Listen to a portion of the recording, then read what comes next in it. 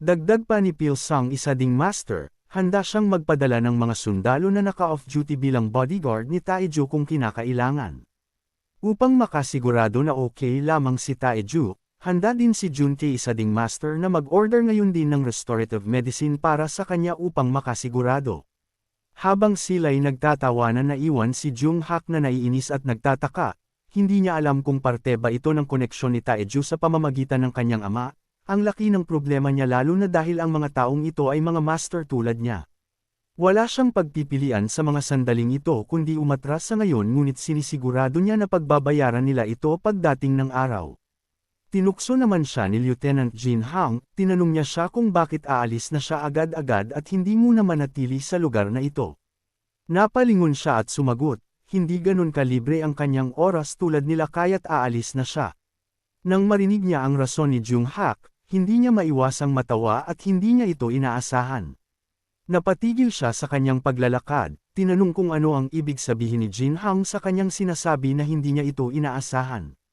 Ang tinutukoy ni Lieutenant Jin Hang ay ang mga basura na kanyang tinuturo, dahil kung busy nga talaga si Jung-hak dapat matagal na niyang naitamba ang mga basurang iyon, ngunit hanggang ngayon buhay na buhay pa rin ang mga ito sa Goryeo City.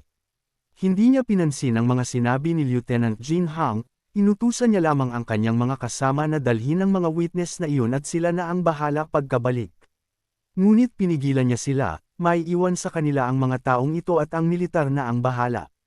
Labis na lamang ang kanyang pagtataka, akala niya hindi makikialam ang militar sa sitwasyong ito. Nagkaroon sila ng harap-harapan, depensa ni Lieutenant hindi siya makapapayag na magbulag-bulagan sa mga nangyari matapos niyang malaman na pagtangkaan ng mga taong ito na dakipin ang kanyang kaibigan. Hindi siya nakinig dahil kung titignan ng mabuti ito ay isang violation ng Imperial Decree at kung malalaman ito ng Emperor nakakasigurado siya na hindi sila makakaligtas ng basta-basta. Sa mga sandaling iyon hindi na nakapag-pigil pa si Lieutenant Jin Hyun, naglabas siya ng killing intent upang ipakita sa kanila na hindi porket parehas silang nasa master rank pantay-pantay ang kanilang puwersa. Wala siyang takot dahil kahit napaslangin niya si Jung-hak ngayon din, alam niyang hindi ganoon kadelikado kung sakali ang magiging parusa sa kanya. Sa mga sandaling iyon nakaramdam siya ng takot, kinwestiyon ang katapangan ni Lieutenant Jin Hang at hindi siya makakaligtas ng basta-basta. Nagsitawanan naman ang mga kasama ni Lieutenant Jin Hang, dahil sa mga sandaling ito ang kanilang bilang ay mas madami at nasa kanila ang advantage kung sakaling magkaroon man ng gulo. Pati ang mga kasama ni Jung-hak ay nagsimula ng mag-alala, alam nila na hindi nila kayang tapatan ang mga ito lalo na at binubuo ang kanilang puwersa ng mga master. Kaya naman kahit na kailangan niyang ibaba ang kanyang pride, wala siyang pagpipilian kundi gawing priority ang kanyang buhay. Inanyayaan ang kanyang mga kasama na bumalik sa sasakyan at uuwi na sila. Inaasahan naman ito ni Lieutenant Jin Hang, masyadong behind baby si Jung-hak sa lugar na ito porket isa siyang master. Ngayong wala na ang sagabal, lumapit si Taejo at nagpasalamat sa kanilang tulong. Natawa naman siya, hindi kailangan ni Taejo magpasalamat lalo na at malaki din ang kanilang utang na loob sa kanya. Ang totoong rason kung bakit sila naparito ay nang dahil kay Boss Beck. Tumawag siya kanina nang mabalitaan niya ang nangyari kagabi na may nagtangkang manghimasok sa bahay ni Taejo. Dahil sa tulong ni Lieutenant Jin Hang, hindi na lumala pa ang sitwasyon at madali itong nasolusyonan. Dagdag pa rito hindi nila kailangang ibigay ang mga ebidensya laban sa kanila. Bago pa man makalimutan ni Lieutenant Jin Hang, gusto niyang mag-offer na hayaan na ang sitwasyong ito sa kanya. Alam ni Taejo na magiging madali itong solusyonan ni Lieutenant Jin Hang, ngunit mas gugustuhin niyang siya ang humawak sa sitwasyong ito. Paliwanag ni Lieutenant Jin Hang, hindi lamang ito problema ni Taejo dahil ano na lamang ang kanilang gagawin kung makakasagabal ito sa paggawa ng mga antidote, umaasa ang kanilang militar sa kanya kaya naman hindi sila papayag. Sinigurado niya na hindi na makapanggugulo pa si Jung-hak sa kanila, alam ni Taejo na maganda ito para sa kanya ngunit ang kanyang isip ay nasa ibang bagay. Nagawa niyang mag-ausan kanina si Jung-hak sa kanilang laban, iniisip niya kung hindi ba epektibo ang laso ng isang 4 na star sa isang master rank. Wala siyang nakitang sintomas kanina na nagsisimula ng malason si Jung-hak, at kung hindi dumating ang backup hindi siya nakakasigurado kung kaya niya ba itong talunin ng mag-isa. Upang hindi na ito mangyari pa sa susunod, sinisigurado niya na mas lalo pa siyang magpapalakas. Nang sa gayon hindi na niya kinakailangan pang umasa sa iba upang masagip lamang ang kanyang buhay mula sa kapahamakan. Samantala, dismayado parent si Jung-hak sa pangyayari, sinisigurado niya na sa susunod nilang pagkikita hindi sila makakatakas ng basta-basta sa kanyang kamay. Nang bigla na lamang nabaling ang atensyon niya sa kanyang kamay, bigla itong kumirot at nagtaka siya kung ito ba ay tinamo niya mula sa kanilang laban ni Taejo. Ang hindi niya alam nagsisimula pa lamang kumalat ang lason papunta sa buo niyang katawan. Nagsimulang mangitim ang ekspresyon sa kanyang mukha matapos ang sakit na dinaramdam mula sa simpleng sugat na ito. Makikita ang pagpanik sa kanyang mga mukha, hindi niya moari kung anong nangyayari sa kanya. Isa lamang ang kanyang alam, ito ay delikado kaya't dali-dali niyang ipinag-utos sa nagmamaneho na bilisan niyang magpatakbo patungo sa hospital ngayon din. Habang pinagmamasdan ng kanyang kamay, napamura siya tinatawag na bastardo si Taejo at ano na lamang ang kanyang ginawa sa kanya. Matapos makuha ang mga lalaking iyon, sila ngayon ay pabalik na sa kanilang base sakay ng kanilang eroplano. Nanginginig si Sang Shek sa kanyang nakikita, ngayon lang tumano ang kanyang isipan at napapalibutan siya ng hindi niya kilalang mga tao, ang alam niya lamang ay galing ang mga ito sa militar base sa kanilang mga kasuotan. Upang may salba ang kanyang buhay, nagmakaawa siya sa kanila na sasabihin niya ang lahat ng kanyang alam kapalit ng kanyang buhay. Ngunit kung sa tingin niya ito ay sapat na upang may salba ang kanyang buhay, doon siya nagkakamali dahil alam na nilang lahat ang kailangan nilang malaman. Tutal malayo-layo na rin sila mula sa kanilang pinanggalingan, inutusan ni Lieutenant Jinhang si Jun-tae. Buksan ang pintuan ng kanilang eroplano at isagawa na ang kanilang plano na ihulog ang mga taong ito ng paisa-isa. Sa sandaling marinig nila ang binabalak na gawin sa kanila ng militar labis na lamang ang kanilang pagkatakot, pilit nilang nagmakaawa na hindi na sila uulit pa basta't hayaan nila silang mabuhay pa. Ngunit hindi nila pinakinggan ang mga pagmamakaawa ng mga basurang ito, isa-isa silang hinulag papunta sa kanilang mga kamatayan. Matapos maglinas ng basura, pinagpag niya ang kanyang mga kamay at tapos na ang kanyang gawain. Ngunit hindi pa dito nagtatapos ang kanilang plano, hindi lamang iyon ang basura na kailangan nilang linisin kaya't ipinag-utos ni Lieutenant Jinhang na asikasuhin din nila ang spokesperson ng Ish Pharmacy na si Hun Sok. Upang makasigurado na wala nang magiging problema pa ang Taehong Bio, iniatas naman niya sa dalawa na magpadala ng mga troops upang protektahan ang kumpanyang ito ni Taejo. Gusto niyang makasigurado na magiging maayos itong plano nila nang sa gayon makakagawa siya ng oportunidad at makapagkami ng magandang koneksyon kay Taejo. Sa kabilang dako naman pauwi pa lamang si So Yoon matapos mag-quit sa kanyang kumpanya. Nang biglang tumawag si Changhon sa kanyang telepono, ipinagbigay alam na malapit na siya kinakailangan na lang niyang sumakay ng tren. Ngunit hindi ito ang rason kung bakit napatawag si Changhon sa kanya. Labis na lamang ang kanyang pagkagulat nang marinig niyang nag-donate ng bilyon-bilyon si Taejo para sa kanilang bahay ampunan. Hindi lamang iyon, nakagawa din siya ng antidote laban sa lason ng water deer. Hindi ito inaasahan ni So Yoon dahil nung una niyang makita ang taong iyon akala niya isa itong scammer. Labis na lamang ang kanyang tuwa hindi niya inaasahan na napakalaki ng tulong ng taong iyon sa kanila. Kaya't nang matapos magkwento ni Changhon sinabi niya na mamaya na lang ulit sila mag-usap. Habang bumibiyahe papunta ng Beck Orphanage, ngayon alam na niya ang rason kung bakit siya tinawag ng kanyang ama na bumalik. Sa Beck Orphanage kung nasan ang mga batang kinukupkup nila upang alagaan. Kasalukuyan nagluluto ang mga matatanda para sa pananghalian habang ang mga bata naman ay masayang naglalaro sa paligid. Nang bigla siyang napalingon ng tawagin ni So Yoon ang kanyang pangalan, natutuwa at pinagbigyan ng kanyang kahilingan ukol sa pabor na maging bahagi ang kanyang anak para sa kumpanya ni Taejo. Dahan-dahan siyang lumapit ng may ngiti sa kanyang mga mukha, wala siyang balak na tanggihan ang tawag ng kanyang ama na umuwi sa kanila para sa hinihingi nitong pabor. Laking pasasalamat ni Boss Beck sa kanyang mabait na anak, ngayong nandito na siya inanyayahan na muna niya itong sumama sa kanya. Nagtataka siya sa kung anong meron at bakit mayroon silang munting handaan. Paliwanag ni Boss Beck na kahuli sila ng water deer kaya't naisipan nilang magkaroon ng munting salo-salo kasama ang mga bata.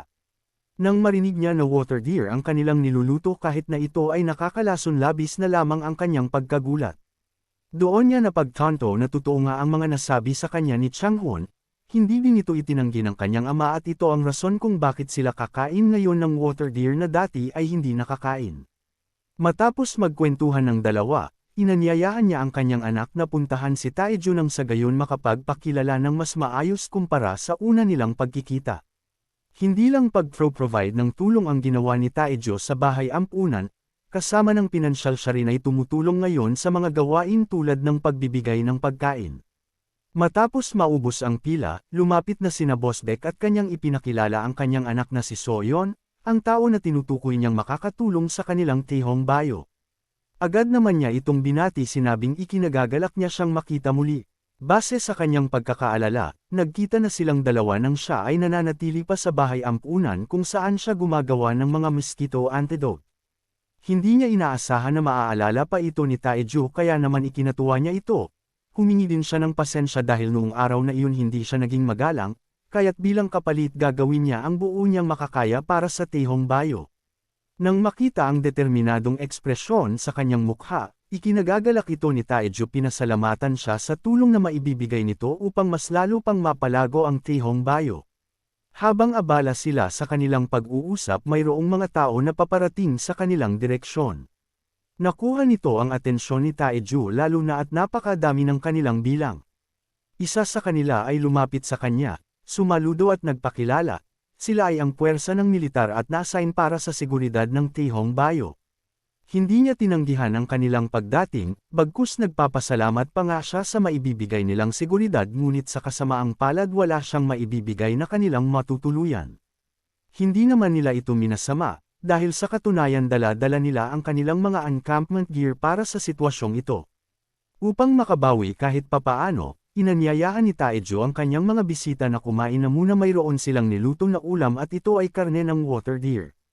Hindi nila kinuwestiyon ang kabaitan ni Taejo, ngayong nakapagpakilala na siya, inutusan niya ang kanyang mga kasama na magbaba na ng mga gamit at magsimula ng kumain.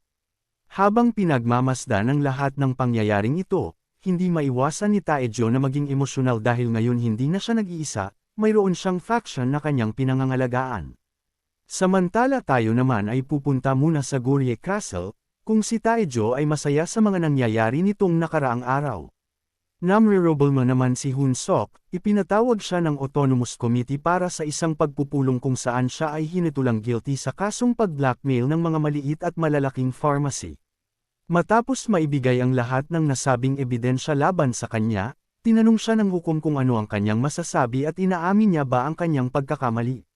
Nagsimula siyang pagpawisan ng malamig, wala siyang kalaban-laban, kaya't sa bandang huli ang natitira na lamang na desisyon para sa kanya ay ang aminin ang lahat ng kanyang nagawa. Paglabas ng pagpupulong sa Ye, galit na galit, tinapon lang siya ng basta-basta matapos nila siyang pakan-abangan gamit ang kanyang pera. Hindi niya makontak si Sang Shik at balita niya buhay pa rin si Taejo. Hindi niya alam kung saan banda nagkaroon ng mga pagkakamali at hindi siya nagtagumpay sa kanyang plano. Gusto man niyang bumawi sa mga taong humadlang sa kanya, ngunit wala siyang magagawa sa ngayon. Naisipan niya na mag-lay low na muna pansamantala, hintayin na maging tahimik ang lahat at maghintay ng tamang panahon bago ilabas ang kanyang pangil ng paghihiganti. Habang nagmamaneho pauwi siya ay napatigil ng masaktuhan ng red light. Tamang-tama naman na mayroong motorsiklo siyang nakita sa kanyang side mirror. Ngunit labis na lamang ang kanyang pagtataka. Imbes na huminto sa likuran, tumabi pa ito kahit na wala namang espasyo sa kanyang tabi. Habang abala siya sa kanyang pag-iisip sa kung anong nangyayari, bigla na lamang naglabas ng pamalo ang lalaki na nakamotorsiklo at binasag ang kanyang salamin. Tinamaan ang kanyang ulo ng may malakas na puwersa, damyugo ito at nagsimulang mawalan ng malay. Nagsimulang dumilim ang kanyang paningin habang hilong-hilo pa rin mula sa kanyang tinamo na sugat sa ulo. Sa sandaling magkaroon siya ng malay, ang sumunod niyang nakita ay ang sarili niyang nakasakay pa rin sa kotse habang ito ay paunti-unting nahuhulog na sa bangin. Nang ito'y tuluyan ng mahulog, ni-report ng lalaking nakamotorsiklo na tapos na ang kanyang misyon, walang maghay-hinala na mayroon silang kinalaman at mukha itong aksidente. Mukhang hindi lang si Hoon Sok ang problemado, dahil matapos madala ni Jung Hak sa hospital hanggang ngayon hindi pa rin siya gumagaling mula sa kanyang tinamo na lason. Namimilipit sa sakit, hinihintay ang kanyang kasama at inutusan niya itong bumili ng gamot na makakatulong sa kanya laban sa lasong ito. Makalipas ang ilang sandali, sa wakas ang kanyang pinakahihintay ay dumating na rin, dala-dala nito ang medisina niyang pinabili. Dali-dali niyang inilabas ang top-grade na elixir na gawa ng isang kilalang pharmacy. Hindi na siya nag-aksaya pa ng oras, kinuha niya ang elixir mula sa kamay ng kanyang kasama at dali-daling isinubo. Nang ito'y kanyang malunok agad-agad na nagkaroon ng pagbabago ang kanyang katawan, tila ba hinihigop ang lahat ng lason papunta sa kanyang kaloob-looban at sinisira ito. Nakahinga na siya ng maluwag at sa wakas gumana ang gamot. Buo ang kanyang kumpiyansa sa gamot na ito lalo na't nagkakahalaga ito ng 10 bilyon. Ngunit doon siya nagkakamali, bigla-bigla na lamang sumabog ang kanyang nasa dibdib at parang tinutusok siya ng napakadaming karayong mula sa loob. Napasigaw siya sa sobrang sakit. Isa lamang ang iniisip niya sa mga sandaling ito, na isang bastardo si Taeju matapos siyang lasunin. Samantala nagbabalik naman si Taeju sa Mount Yuri, nagsisimula ng umusbong ang kanilang kumpanya ngunit mayroon siyang problema, masyadong maliit ang variety ng kanilang mga medisina kaya't napagpasiyahan niyang gumawa ng bagong medisina gamit ang gallbladder ng Giant Moon Bear. Hindi lang iyon ang kanyang plano, balak din niyang maghanap ng mga panibagong lason upang mas lalo ding mapalakas ang kanyang poison spirit art habang nandito pa siya. Hindi pa gaanong katagal na panahon ang lumipas nang makamit niya ang 4 na star ngunit dahil marami siyang kinensumong lason ng water deer nitong mga nakaraang araw malapit-lapit na ulit siyang makatangtong sa mas mataas na star. Habang naglalakad-lakad naghahanap ng mapapakinabangan, mayroong pumukaw ng kanyang atensyon mula sa hindi kalayuan. Iyon ay isang poison sap tree na naglalabas ng lason gamit ang kanyang dagta upang mapaalis ang mga insekto na lumalapit. Nang dahil sa kuryosidad, tinikman niya ito at napag-alaman niyang mapapakinabangan niya ito. Hindi lang ito ang kanyang natuklasan habang naglalakad, mayroon din siyang nakitang palaka na kulay asul ang tiyan kung nasaan nagtitipon-tipon ang lason nito. Matapos suriing mayroon itong katangian na pampamanhid, napagpasiyahan niyang makakatulong ito sa kanyang pananaliksik kaya't naisipan niya itong ilagay sa kanyang bag. Sunod-suno ang kanyang mga nakikita at sa pagkakataong ito, nakakita siya ng Whitewood Giant Centipede at gumapang ito papunta sa kanyang direksyon upang atakihin siya. Pansin niyang mas malaki ito sa karamihan ng mga ahas, at para sa lason nitong dala-dala may kakayahan itong pumaslang ng orc gamit lamang ang isang kagat nito. Nasasabi niya ito at siya mismo ang nakaramdam ng lason, gayunpaman hindi siya kinakabahan at wala itong laban sa kanyang poison spirit arts. Habang abala siya sa paghahanap ng mga bagay-bagay na kanyang mapakikinabangan, mayroong pumukaw ng kanyang atensyon. Mula sa damuhan mayroon siyang nakitang marka na labis naman niyang ipinagtaka. Habang papalapit ng papalapit, unti-unti nang nagpapakita ang tunay nitong anyo. Napatunayan ni Taeju na tama nga ang kanyang hinala, dito niya matatagpuan ang Giant Moon Bear na magiging sunod niyang target para sa bagong gagawin na medisina. Matapos nilang magkaharap, sumigaw ito ng napakalakas at umalangaw sa paligid, pinakita kay Taeju na siya ay mas nakatataas at hindi basta-basta. Hindi siya kinabahan sa pagpapakitang gilas ng Giant Moon Bear, bagkus iniisip niya lamang sa mga sandaling ito na gusto niyang makita kung gaano ba kalakas ang magical na ito. Inunahan na niya itong magsagawa ng pag-atake, sa pamamagitan ng kanyang mga dagger inihagis niya ito ng may angking bilis sa direksyon ng Giant Moon Bear. Ngunit taliwas sa kanyang inaasahan, nagmistulang laruan ng kanyang mga dagger sinalag lamang ito ng Moon Bear gamit ang kanyang matatalim na kuko. Inaasahan na niyang may angking lakas ang Giant Moon Bear ngunit hindi niya inaakala na may taglay din itong bilis lalo na at nasalag nito ang kanyang mga dagger na parang wala lang. Matapos ipakita ang diferensya ng kanilang kakayahan muli na naman itong naglabas ng malakas na sigaw, pinapakita kay Taeju na siya ang hari ng gubat na ito. Ngunit hindi sumuko si Taeju, pasimple niyang iniwasan ang pag-atake ng Giant Moon Bear at nagtungo sa kanyang blind spot. Nagtagumpay siya sa kanyang taktika, nagawa niyang patamaan ang Giant Moon Bear sa kanyang likuran ngunit hindi ito sapat para ito'y mapatamba ng ganun-ganun lamang. Hindi niya ito nagawang mag-ausan, ang mga dagger niyang inihagis ay nagsimulang tumalbog ng dahil sa mapunat nitong balat. Mabilis siyang gumawa ng follow-up na pag-atake, kung hindi gagana ang kanyang mga dagger na pagpasiyahan niyang gamitan ito ng palm strike sa tiyan. Hindi pa rin ito sapat, mas lalo lamang nagalit ang Moon Bear at binagsakan si Taeju ng malaki at matalim nitong mga kuko ngunit ito ay kanyang naiwasan sa tamang oras. Nang makita niya ang nagawa nitong pagkasira sa paligid, napag-isip-isip niya na delikado ang sitwasyong ito kung sakaling mag-ausan. Kaya naman upang manatiling nasa kanya ang advantage ng kanilang laban, mas nag-focus siya sa pag-ilag at nagsagawa ng mga pag-atake sa sandaling makakita siya ng maliit na oportunidad. Ngunit hanggang ngayon, ang kanyang mga pag-atake ay hindi pa rin ganun epektibo at nananatiling nakatayo ang Giant Moon Bear.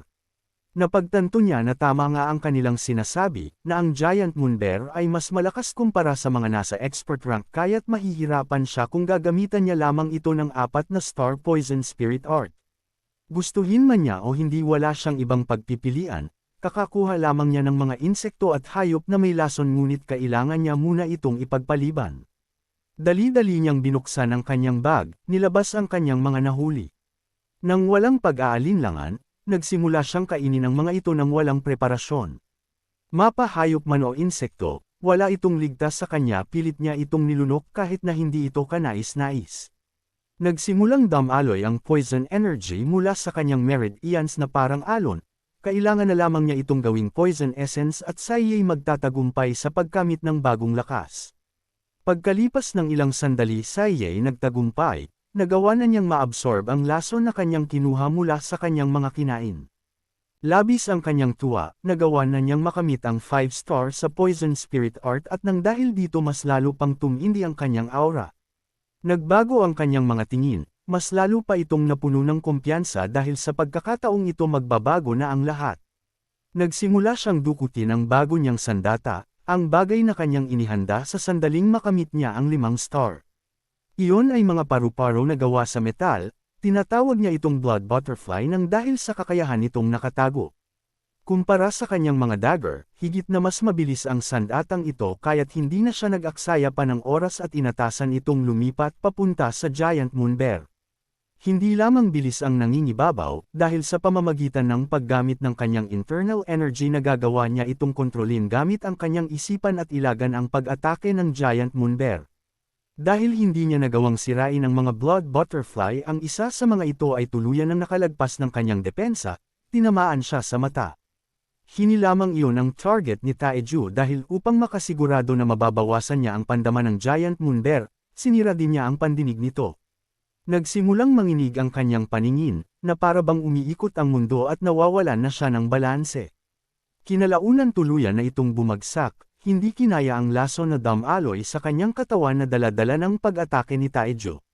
Makikita sa kanyang mukha ang pagkakontento, ang kanyang mga layunin sa pagpunta ng Mount Eerie ay kanyang natamasa ng sabay. Ang natitira na lamang ay ang kunin ang gallbladder ng Giant Moon Bear at hindi na nag-aksaya pa si Taejo. Gamit ang kanyang dagger, sinimulan niyang batasan ang katawan nito upang hanapin ang kanyang layunin. Nakikita niya pa lamang ito ngunit alam na niya kaagad na malakas ang lason nito. Upang makuha ang tamang pag-extract ng hindi ito necessary kailangan niya muna itong balutin ng kanyang internal energy. Matapos niyang magtagumpay, ang kakaibang ilaw na bumabalot sa gallbladder ay nagsimulang magdilim nangangahulugan na nagtagumpay siya kaya't napag-isip-isip niyang oras na para umuwi. Salamat sa panunood ng video. Kung nagustuhan mong manood ng mga Tagalog manhwa recap huwag kalimutan mag-like, share and subscribe para sa susunod pang mga video.